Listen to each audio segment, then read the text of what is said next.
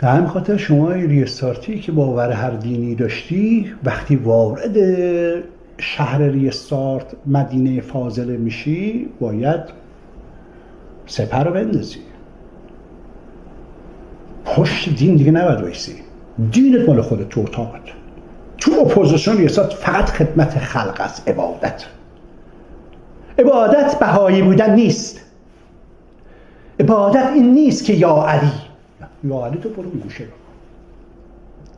در اپوزیسیون ریاست این سپر دین میفته، سپر بیدینی میفته، هر سپری داری میفته، به جز عبادت به جز خدمت خلق نیست. پس اول باید باهوش بشی، با خرد بشی و آنگاه در اپوزیسیون ریاست وارد میشی، حکومت رو میگیری دستت، دینت رو پنهان میکنی. نه اینکه پنهان میکنی، همه میدونن تو یهودی، زرتشتی، همه میدونن، اما وارد نمیکنی توی اپوزیسیون. وارد کنی آویزونت میکنیم. اینه دعوا. کاری که من بعدا میخوام بگم آقا بیا جانم شما، من باورم عرفان حلقه بود، در اپوزیسیون اومدم، بکشینش بالا. آقا حسینی چرا؟ من که شما رو دوست دارم. شما گوه خوردی منو دوست داری، مهم نیست منو دوست داری یا نه.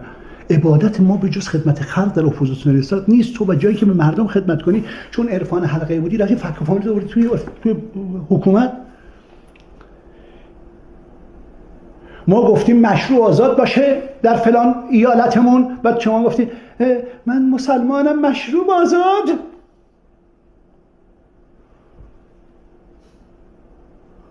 ما گفتیم تریاک نکشید، من شیعم، تریاک حرام نیست.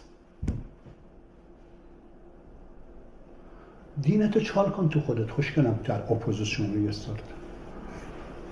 این خیلی مهم بود براتون توضیح دادم که در آینده ما ریاستی دیگه آویزون نکنیم. بس از الان ما تمرین کنیم، داریم تمرین میکنیم همه با هم. من برای اینکه یک لیدر قدرتمند باشم و خیلی ها در ایران برای اینکه یک لیدر دارن، الان یک لیدر قدرتمند داره.